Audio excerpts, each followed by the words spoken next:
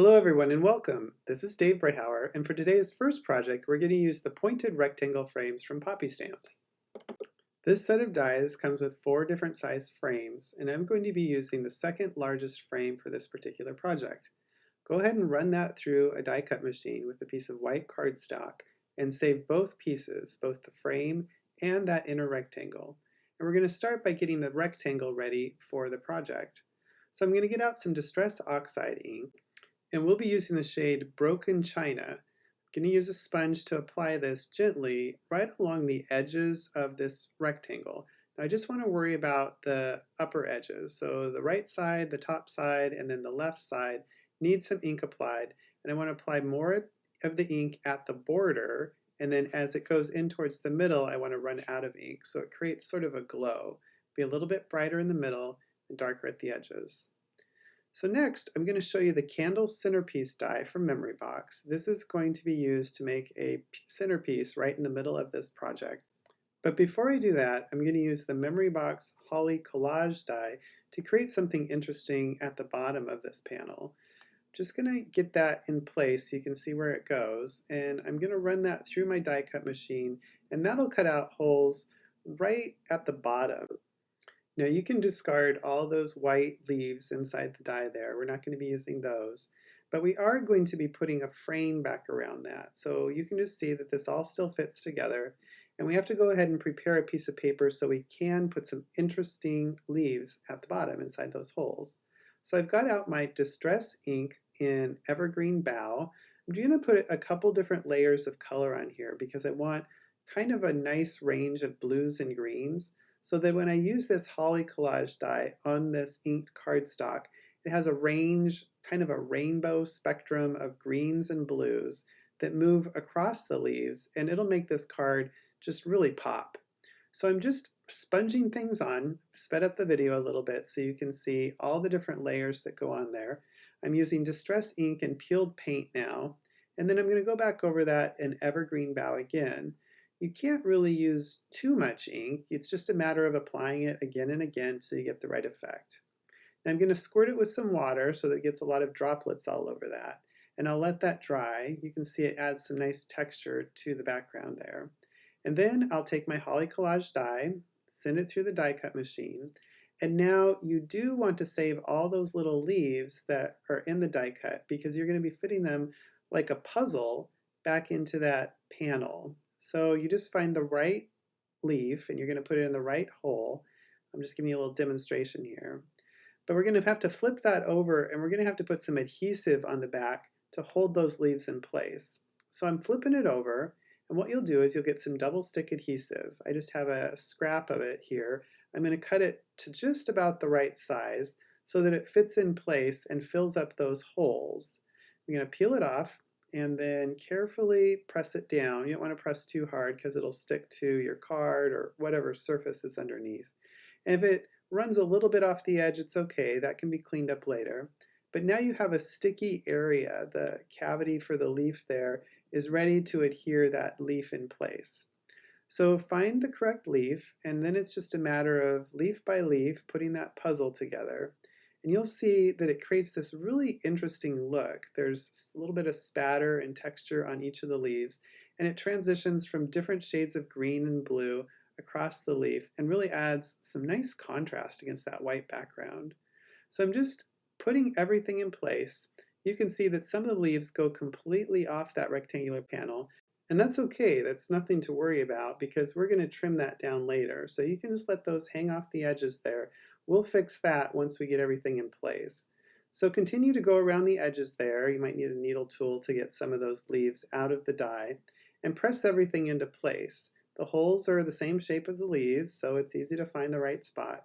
And once you have that all in place and the adhesive's holding the leaves really well, just take some scissors and trim off those excess areas along the edge so that it just lines up right along the perimeter of that rectangular panel. Now after that, it's just a matter of gluing it in place. So I want to use that adhesive on the back of that panel to glue some of it down, and then I'm adding a little bit of extra glue just at the top to hold things in place. Just pull off that strip and then carefully place the panel right in the center of the card, Remember, you're going to be putting a layer around that frame that you originally cut out.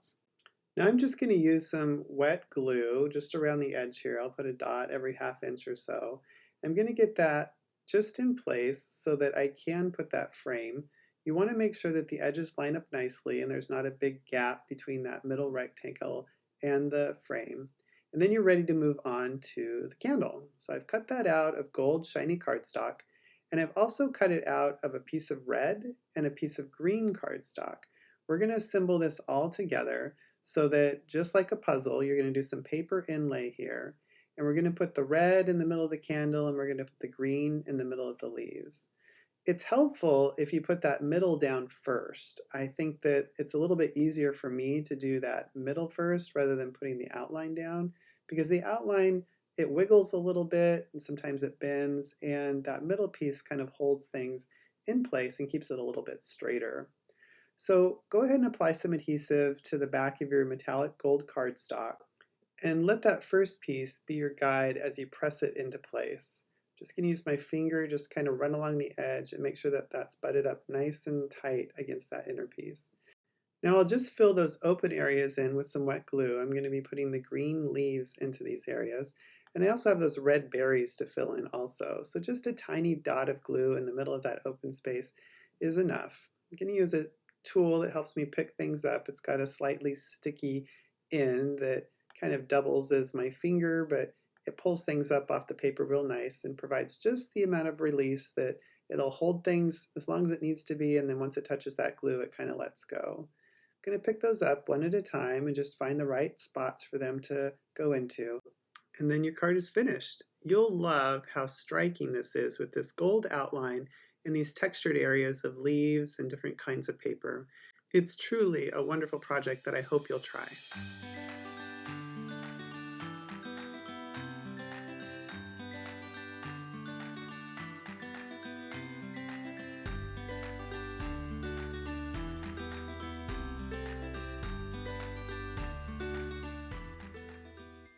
Now for this second project, we're going to be using another set of Poppystamps frames. These are the pointed oval frames.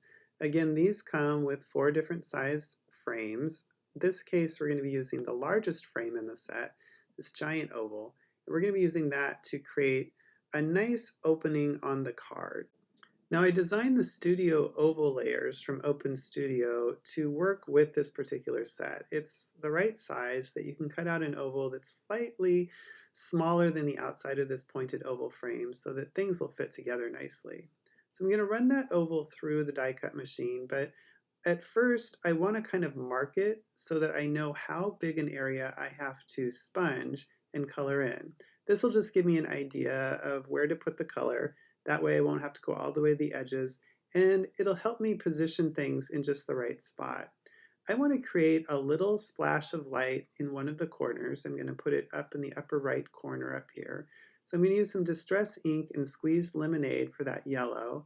I used faded china for the blue, and then Distress Oxide ink and peeled paint to start filling in some of those open areas. This is a matter of lots of sponging and lots of layering, just like I do with all of my backgrounds. I'm going to be putting some color on, then I'll put another layer on, I'll take a look at it, see if I have to add yet another layer. Usually no 2 cards look alike because I kind of get into the creative process and start trying different things. I like when colors overlap and it creates new color, and sometimes that inspires me to try other things along the way. So everything gets sort of a creative process touch to it. I've put some fossilized amber on there also, and now I'm putting some faded jeans from Distress Oxide line on there. I want to put a little bit more dark area at the bottom.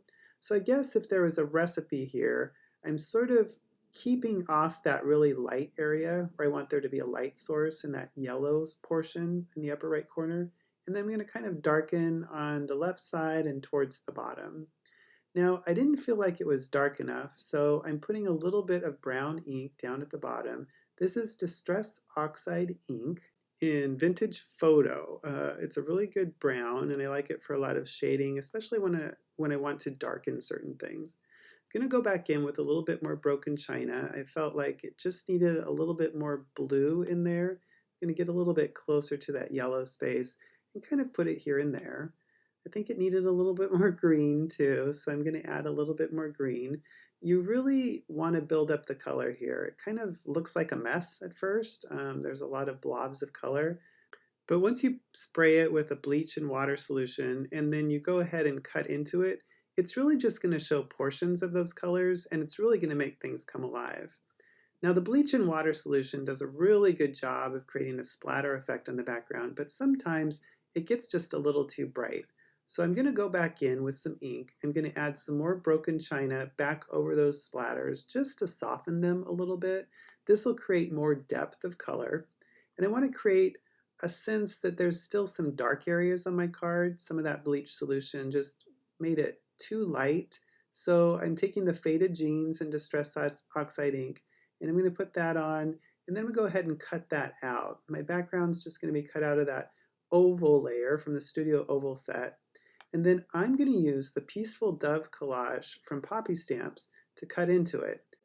It's going to cut out all those little pieces right into the oval there so that you'll see right through it, and the background behind that oval will be what shows through. So once you have that in just the right spot, send it through your die cut machine so that it cuts out that shape right in the middle of the oval. And then we'll use that original pointed oval frame that I showed you at the beginning of the video to make a frame in an off-white cardstock for it. Now we have to embellish the bottom of it a little bit. I'm going to use this holly twig die from Poppystamps to create a really neat art piece right for the dove to land on. I'll cut it out first out of brown cardstock, then I'll run it through and cut it out of some red cardstock. I want to save only the berries on here. You'll see those little berries on that branch, so I'll just use my needle tool to poke those out. You want to keep track of them. You're going to get everything on there, the leaves, the branches, and the berries, but really you just need to kind of pay attention to the berry portion of it. If something else doesn't quite make it through, it's okay. You just need to kind of keep track of those berries.